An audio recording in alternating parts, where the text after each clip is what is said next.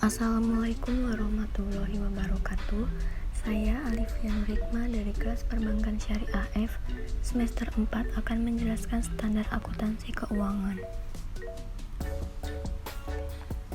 Di dunia akuntansi, terutama di Indonesia, terdapat sebuah standar yang mengatur praktik akuntansi yang disebut sebagai standar akuntansi keuangan. Standar ini mengatur pembuatan, penyusunan, hingga proses pencatatan dan penyajian data-data akuntansi. Tujuannya agar semua bentuk laporan keuangan menjadi seragam dan mudah dipahami oleh siapa saja. Yang pertama, saya akan menjelaskan tentang pengertian standar akuntansi keuangan atau SAK. Di Indonesia, pengertian akan standar akuntansi keuangan atau SAK adalah sebuah standar atau landasan baku akan praktik akuntansi yang digunakan di Indonesia. Pembuatan standar baku akuntansi ini disusun dan diterbitkan oleh sebuah dewan standar akuntansi dari Ikatan Akuntan Indonesia. Standar baku ini mengatur proses pembuatan, penyusunan, dan penyajian laporan keuangan di Indonesia. Pada praktiknya, prinsip akuntansi Indonesia ini terus berkembang mengikuti perkembangan zaman hingga mengalami beberapa perubahan nama, seperti prinsip akuntansi Indonesia pada tahun 1984 hingga akhirnya menjadi bernama Standar Akuntansi Keuangan atau SAK pada tanggal 1 Oktober 1994. Hingga berlanjut pada tahun 2012, SAK terus mengalami pembaharuan dan penyesuaian. Selanjutnya ada fungsi standar akuntansi keuangan. Pembuatan standar pada dunia akuntansi bukan dilakukan tanpa makna, karena adanya standar pada akuntansi ini memiliki beberapa fungsi. Fungsi yang pertama dari adanya standar akuntansi adalah untuk penyeragaman laporan keuangan. Fungsi yang kedua untuk memudahkan akuntan dalam menyusun laporan keuangan.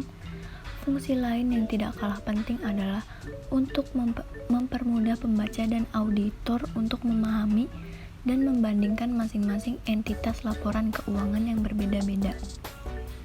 Dengan adanya standar pada akuntansi keuangan, semua laporan keuangan yang ada di seluruh dunia memiliki cara penyusunan yang serupa.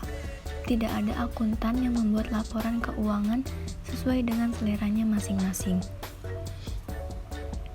Selanjutnya ada jenis standar akuntansi keuangan yang berlaku di Indonesia. Di Indonesia sendiri ada 4 jenis SAK yang berlaku. Masing-masing SAK ini digunakan menurut jenis usaha atau organisasinya. Penyusunan dan penerapan jenis-jenis SAK ini sudah disesuaikan dengan perkembangan dunia bisnis Indonesia. Yang pertama ada PSAK IFRS. PSAK merupakan perubahan nama terbaru dari SAK yang disusun dan diterbitkan oleh DSAK pada tahun 2012.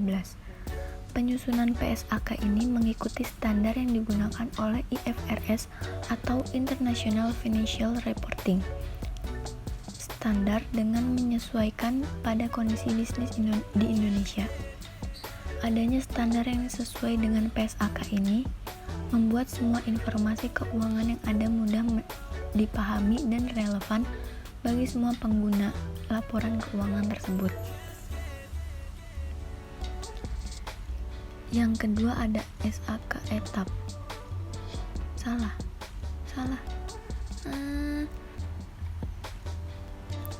Yang kedua ada SAK etap. Sebaliknya, bila perusahaan tersebut belum atau tanpa akuntabilitas publik, maka proses penyusunan laporan keuangan yang menggunakan SAK etap. Sehingga pembuatan laporan keuangan dari perusahaan tersebut harus menggunakan standar khusus bila ditujukan untuk penggunaan eksternal perusahaan. Karena perusahaan belum memiliki akuntabilitas publik, maka laporan keuangannya juga lebih sederhana. Pada standar jenis ini, tidak ada penilaian juga laporan yang bersifat komprehensif. SAK etap ini menggunakan standar akuntansi IFRS yang sudah disederhanakan. Standar yang digunakan pada SAK etap ini lebih sederhana karena siklus akuntansinya biasanya tidak berubah selama beberapa tahun, sehingga pengaturannya juga lebih sederhana. Namun, SAK etap tetap membutuhkan professional judgment pada proses auditnya. Kemudian ada PSAK Syariah. Dilihat dari namanya saja sudah sangat mudah dipahami bahwa standar akuntansi keuangan yang satu ini merupakan standar akuntansi yang berbasis syariah. Penyusunan laporan keuangan yang menggunakan standar PSAK Syariah ini umumnya dilakukan oleh badan usaha yang memiliki konsep syariah dalam penyelenggaraan usahanya. Penyusunan PSAK Syariah sendiri dilakukan oleh Dewan Akuntansi Keuangan Syariah yang mengacu pada fatwa dari Majelis Ulama Indonesia atau MUI. Dalam penyusunan PSAK Syariah sendiri sebetulnya masih menggunakan model SAK yang digunakan secara umum. Namun, terdapat penyesuaian pada beberapa hal yang berkaitan dengan transaksi syariah. Beberapa transaksi syariah seperti mudharabah, salam, istisna, murabahah, dan ijarah adalah jenis-jenis transaksi yang dimasukkan dalam PSAK Syariah.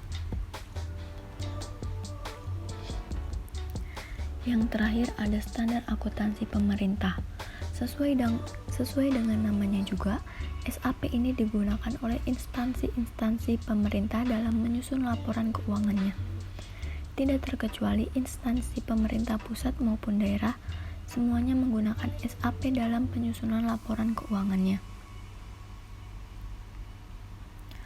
Penerbitan SAP ini sesuai dengan peraturan pemerintah dan menjadi jenis SAK terakhir yang berlaku di Indonesia, dan regulasinya diatur oleh Komite Standar Akuntansi Pemerintahan atau KSAP. Penyusunan laporan keuangan instansi pemerintah memang harus dibedakan dari jenis laporan keuangan perusahaan umum. Sifat laporan keuangan instansi pemerintah yang tertutup membuat publikasinya tidak bisa diketahui secara luas. Namun, penyusunan laporan keuangan ini tetap wajib untuk menjamin pengelolaan keuangan negara yang transparan. Jadi, kesimpulannya adalah penyusunan laporan keuangan di Indonesia harus menggunakan standar akuntansi yang sudah ditetapkan. Di Indonesia sendiri terdapat jenis standar akuntansi keuangan yang diakui. Masing-masing jenis standar ini digunakan oleh kepentingan yang berlainan. Dan segitu dulu penjelasan dari saya. Terima kasih. Wassalamualaikum warahmatullahi wabarakatuh.